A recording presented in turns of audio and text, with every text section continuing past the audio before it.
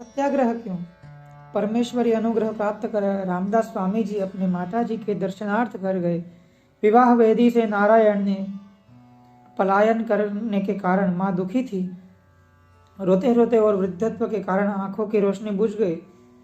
वर्षों के पश्चात जब स्वामी जी मिले तो उनके शरीर पर हाथ फेरते हुए बोली, नारायण, घर बार सब छोड़ दिया, किसी भूत ने तो तुझे पकड़ा नहीं? रामदास जी ने कहा, हाँ माँ, भूत ने ही पकड़ा। कौन सा भूत है? वैकुंठ छे कोनी, शिरते अयोध्या भुवनी, लागे कौशल्याचा स्तनी, तित्स भूत गे माए, रक्षी भक्त विभीषण, मारी रावण कुंभकर्ण, तोड़ी अमराज से बंधन। यह वही भूत है जिसने विभीषण की रक्षा की थी, देवगणों को मुक्त किया। यही राम भूत पिछले 1-2 वर्ष नहीं लाखों हिंदुओं पर सवार हुआ था और कहता था मंदिर वहीं बनाएंगे। उस भावभूत अवस्था में पैर चलते थे अयोध्या की दिशा में। हिंदुस्तान के कोने कोने से व्यक्ति वहां पहुंचने की कोशिश कर रहा था। केरल, कर्नाटक, आंध्र, तमिलनाडु, गुजरात, महाराष्ट्र आदि प्रांतों का पड़ाव प्रयाग में था, जैसे किमनो वह एवं जंक्शन था।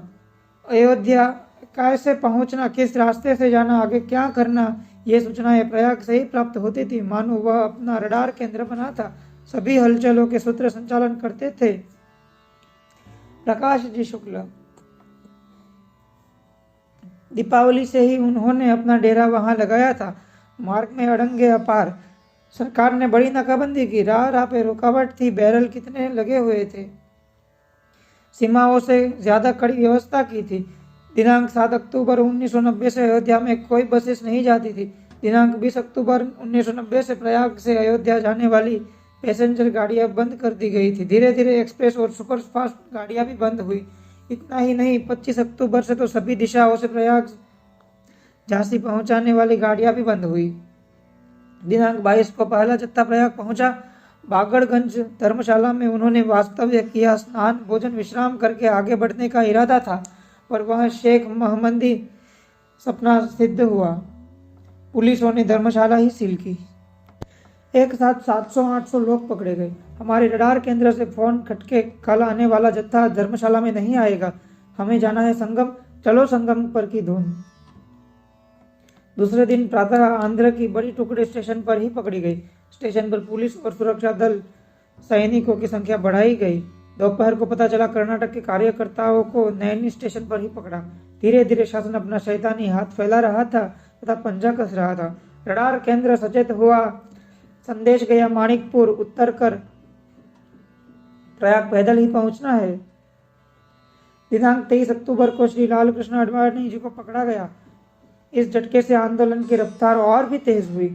अभी तक लोगों को लग रहा था कि शासन सिर्फ धमकियां दे रहा है, गरजता बादल क्या बरसेगा, परंतु उन्हें पकड़ा और गली गली में रथ यात्रा, कार सेवा, इस विषय की चर्चा होने लगी। शासन के इस दमन नीति के कारण राम भक्त लाभा अधिक जोर से ऊपर आया और उसने दुनिया को हिला दिया। इस आंदोलन के प्रति अभी तक उदासीन थे ऐसे अनगिनत लोगों की सहानुभूति, सहकार कार्य प्राप्त होने लगा।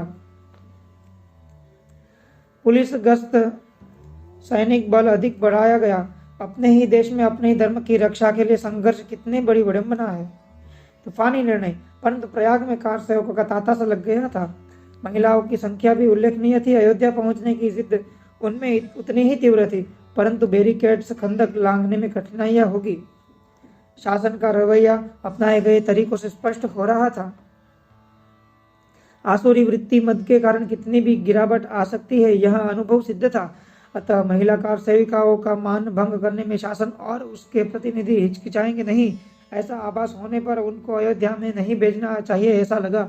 मातृशक्ति का सम्मान रखने के लिए यह आवश्यक था, और दूसरा कि शायद महिलाएं साथ होने के कारण चलने की गति धीरे हो जाएगी तो बंधु वर्ग समय पर नहीं पहुंच पाएगा। वहां तो पहुंचना आवश्यक है, जाना ही है तो ग्रुप से जाना। एक जैसे आयु के और हिम्मत के लोग थे, आगे वे बढ़ते गए। महिलाएं आगे जाएगी नहीं तो रहेगी कहाँ? शहर के अनेक प्रमुख कार्यकर्ता बंधु भूमिगत थे या जेल में, अन्य कार्यकर्ता बंधु काम में लगे हुए थे। इससे घर में महिलाओं का रखना भी कठिन। कितने दिन रहना होगा बता नहीं सकते थे।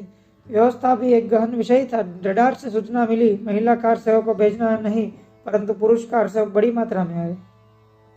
दिनांक 23 को पहुंची हुई बैच को समझाया गया कि यही आपकी अयोध्या है, हम क्या कर सकते हैं यह अंदाजा लगाकर वहीं करना उचित रहेगा। हमारा अयोध्या जाना संभव नहीं है, यह निश्चित हुआ है, तो अब हमें यहीं कर सत्याग्रह करना चाहिए। सत्याग्रह यहाँ स्वतंत्र आंदोलन की अमूल्य देन, इस युग का प्रभावी शस्त्र। एक और जन जागरण और दूसरी तरफ शासन पर दबाव, ऐसा दुधारी शस्त्र वहीं अपनाया गया। लखनऊ, झांसी, जहां कहीं कार सेवकों को रोका गया वहां रहकर उन्होंने सत्याग्रह किए, गिरफ्तारियां की। उस दिशा के जो हमारे केंद्र थे वहां सत्याग्रह की योजना बनाई गई। प्रयाग के विभिन्न चौराहे निश्चित किए गए। दिनांक 23 को पहला सत्याग्रह हुआ। इसके बाद रोज सत्याग्रह होते रहे। इनमें महिलाओं को देखते ही नगर की हवा बदल जाती।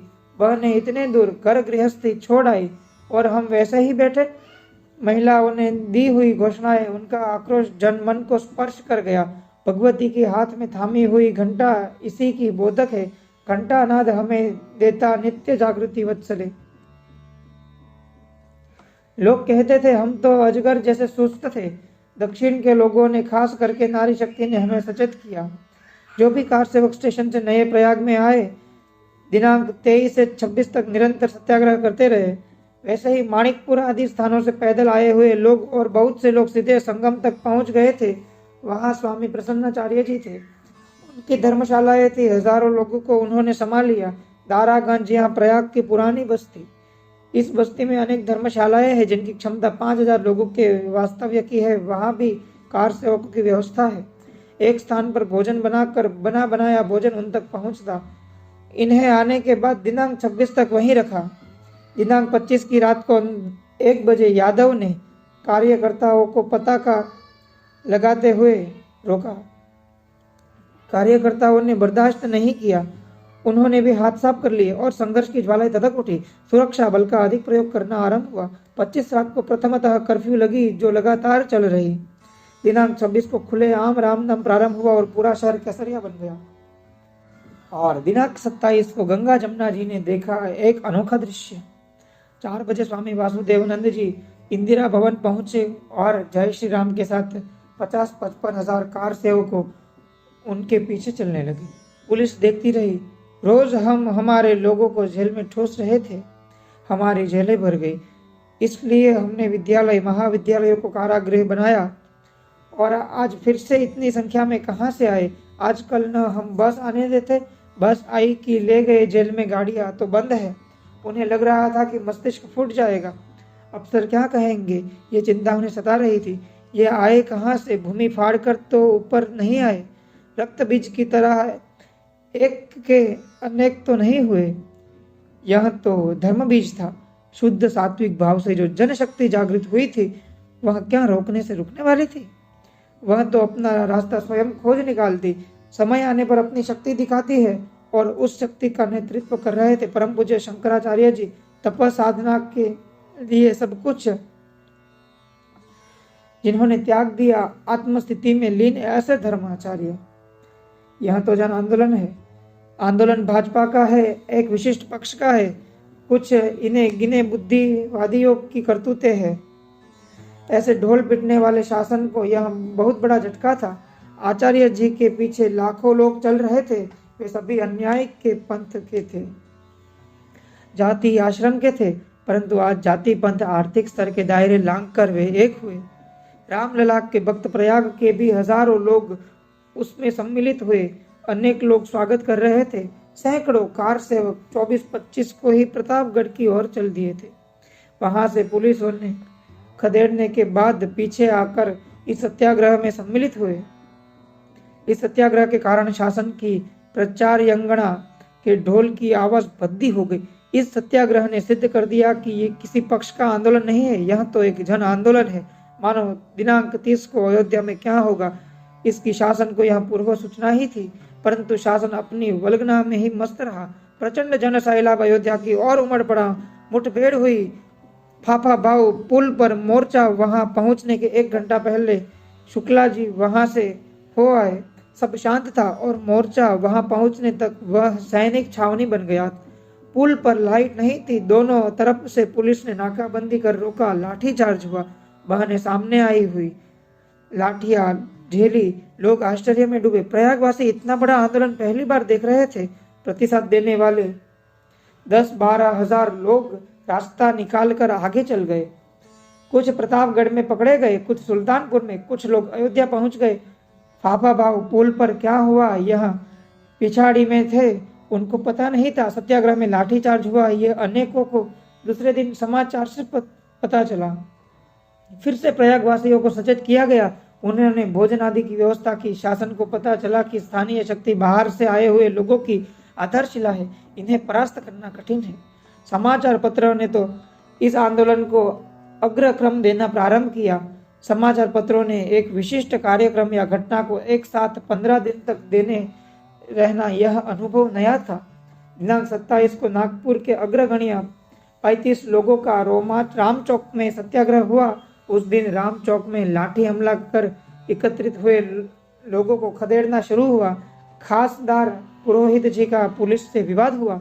इस सत्याग्रह में लक्ष्मीपति, कुशल व्यापारी, व्यवसायी, आमदार, खासदार, प्राचार्य, उपकुलगुरु वर्ग के जाल पी गिमी, संघ संचालक माननीय विनायक राव जी, समिति की माननीय प्रमिला ताई जी मुंझे, शकुनताई आदि धर्म रक्षण के लिए मंदिर वहीं बनाएंगे प्रतिज्ञा लेते हुए बंदी बनने जा रहे थे। मनोरम्य दृश्य था। वीआईपी लोगों के लिए उनके पास कोई व्यवस्था न होने के कारण उन्हें छोड़ दिया गया। अब सबकी आंखें गड़ी थी 30 अक्टूबर की ओर। दिनांक 20 का प्रयाग और 30 का प्रयाग काफी परिवर्तन दिखाई दे रहा था। उसके बाद कार सेवकों के लिए उन्होंने जो कुछ दिया वह तो सबको ज्ञात है। हिंदू जागरण का शुभारंभ, जन्मभूमि कार सेवा, यह एक हमारा संकेत शब्द था। वह एक संगठित समर्पित कृति थी। रामशिला पूजन ने प्रेरणा निर्माण की थी। व्यक्ति व्यक्ति के मन में रामशिला अयोध्या तक पहुंचनी चाहिए, हमारा सहभाग निर्माण कार्य में होना चाहिए, यह भाव जगा था। वह कार सेवा के माध्यम से साकार हुआ। यह कृतिशील सहभाग था। आने वाले नए हिंदू युग का है। यह प्रथम चरण है। हिंदू जागरण का शुभारंभ है। अनेक सदियों के बाद हिंदू एक विशेष बिंदु लेकर हिंदू इस नाते से जागृत हुआ है। धर्म रक्षणार्थ आत्मसमर्पणता की मानसिकता उभर आई है। श्री